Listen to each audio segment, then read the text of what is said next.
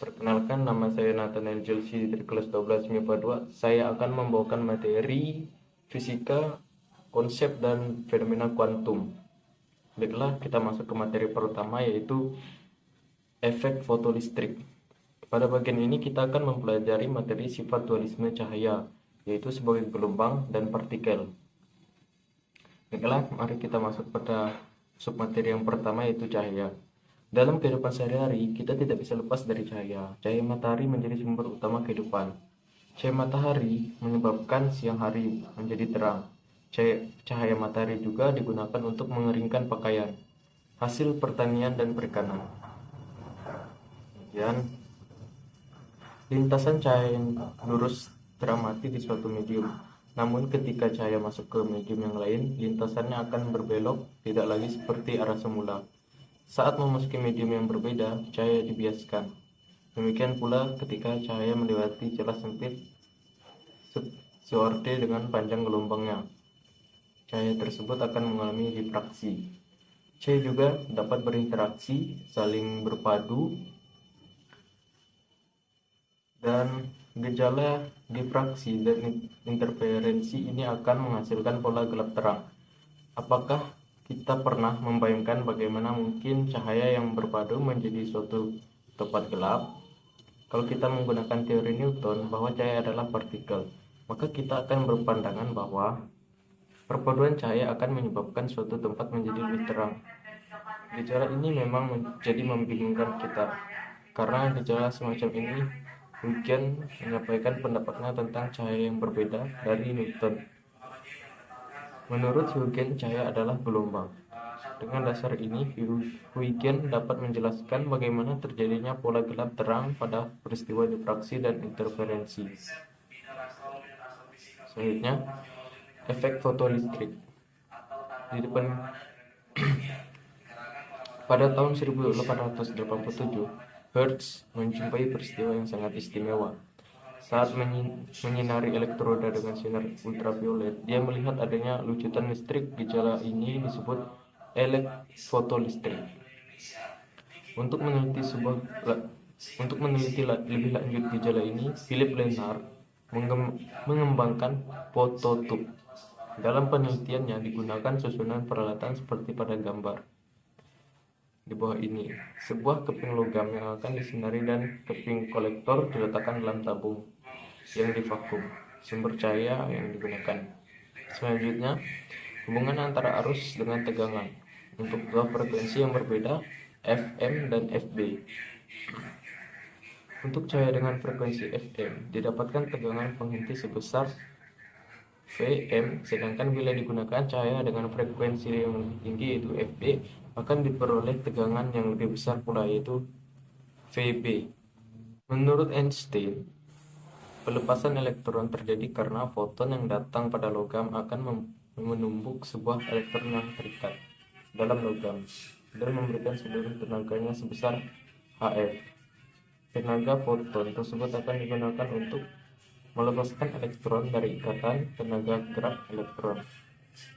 Tenaga ikat elektron yang tergantung jenis bahan yang disebut sebagai fungsi kerja. Dengan demikian, jika foton dengan tenaga E datang ke logam dengan fungsi kerja W, kita dapat memperoleh hubungan E sama dengan W tambah EK atau HF sama dengan W tambah EK. Dengan EK adalah tenaga kinetik fotoelektron. Submateri yang kedua adalah sinar X. Sebagai kelanjutan dari topik 1, pada bagian ini kita akan mempelajari proses dihasilkannya sinar X dan sifatnya. Sinar X dibangkitkan dengan perangkat seperti pada gambar 2.1. Dua buah keping elektroda dirangkai dengan satu daya. Keping pertama dengan potensial rendah katoda berlaku sebagai sumber elektron.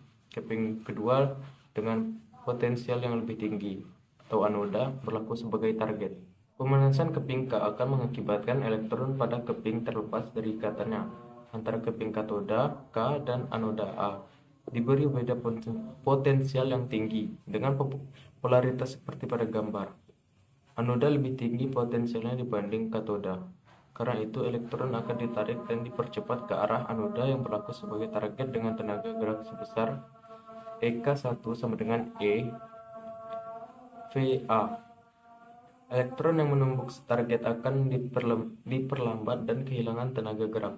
Setiap muatan yang diperlambat akan memancarkan gelombang elektromagnetik yang disebut radiasi pengereman atau Bremsstrahlung. Dengan demikian, elektron yang menumbuk target juga akan memancarkan gelombang elektromagnetik dengan tenaga EK sama dengan perubahan tenaga kinetiknya. Untuk tegangan pemercepat yang berbeda, gelombang elektromagnetik yang teramati mempunyai pola seperti yang ditunjukkan pada gambar 2.2. Dari gambar 2.2, tampak bahwa spektrum yang dihasilkan adalah kontinu. Selain itu juga teramati adanya panjang gelombang minimal.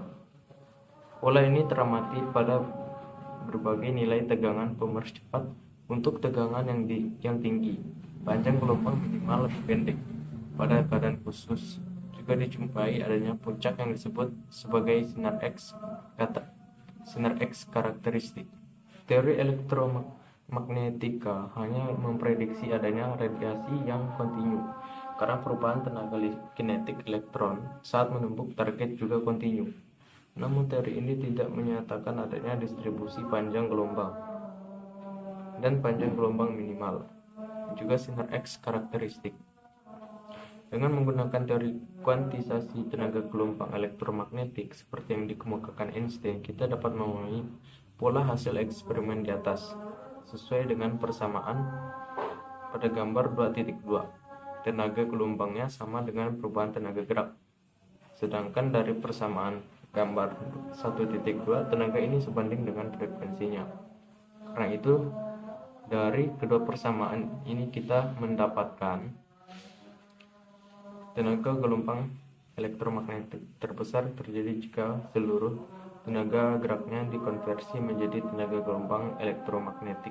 Pada keadaan ini berlaku Fmax sama dengan EK1 sama dengan E kali VA.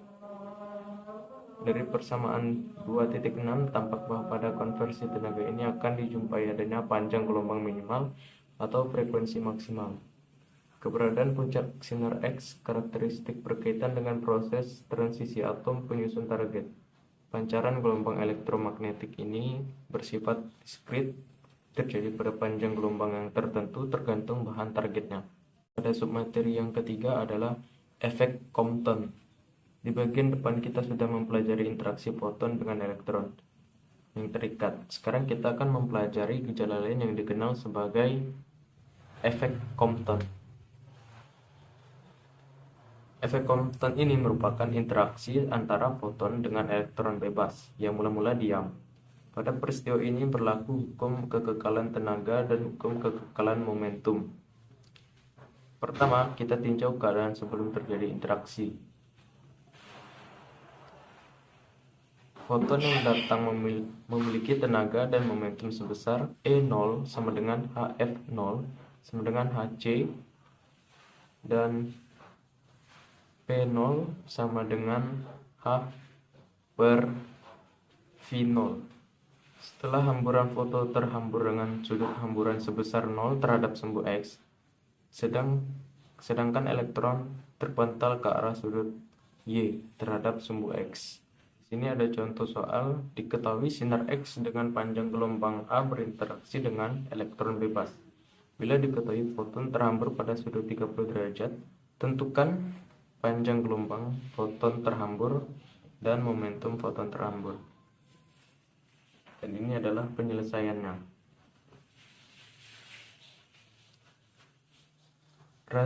Kemudian di submateri keempat adalah radiasi benda hitam. Tenaga cahaya terkuantisasi seperti yang dikemukakan oleh Einstein. Sekarang kita akan mempelajari gejala kuantisasi pada pancaran radiasi benda hitam. Secara eksperimen, Joseph Stephen pada tahun 1879 mendapatkan bahwa daya total yang dipancarkan benda hitam tiap satuan luas pada semua frekuensi sebanding dengan pangkat 4 suhu mutlaknya. Daya setiap satuan luas dapat dinyatakan sebagai intensitas atau untuk benda hitam bersuhu T. Mengikuti. Baiklah, di submateri yang kelima ada gelombang dari partikel. Pada pembahasan efek fotolistrik, kita sudah memahami bahwa cahaya berlaku sebagai partikel. Hal ini juga diperkuat dengan hasil pada efek Compton. Pada kedua gejala tersebut, cahaya tidak lagi dipandang sebagai gelombang seperti halnya pada peristiwa difraksi dan interferensi. Pemahaman yang baru ini kemudian dapat menimbulkan pertanyaan sebaliknya. Apakah partikel juga bisa bersifat sebagai gelombang? Jawabannya atas pertanyaan ini diberikan oleh Louis de Broglie. Pada tahun 1923, de Broglie menyatakan postulatnya, yaitu partikel juga bersifat sebagai gelombang. Persamaan yang menunjukkan aspek partikel dari gelombang juga akan memberikan aspek gelombang dari partikel. Contoh di atas menunjukkan bahwa elektron dapat berlaku sebagai gelombang. Bagaimana ini dapat ditunjukkan? Davison dan Bremer melakukan eksperimen dengan menembakkan elektron pada permukaan logam nikel. Mereka mengamati bahwa elektron setelah menumbuk nikel dijumpai pada posisi sudut tertentu. Analisa hasil eksperimen ini menggunakan cara seperti pada difraksi sinar X, dengan menghitung panjang gelombang elektron seperti pada contoh soal dan sudut difraksinya. Akan didapatkan jarak antar bidang pada logam nikel. Hasil pengukuran ini ternyata sesuai dengan pengukuran dengan metode yang lain. Karena itu kita dapat menyimpulkan bahwa elektron yang ditembakkan pada logam nikel tersebut berlaku seperti sinar X, yaitu berupa gelombang. Yang terakhir adalah rangkuman. Cahaya pada gejala harian dikenal sebagai gelombang. Konsep gelombang dapat diterapkan untuk menjelaskan peristiwa difraksi, interferensi, dan polarisasi.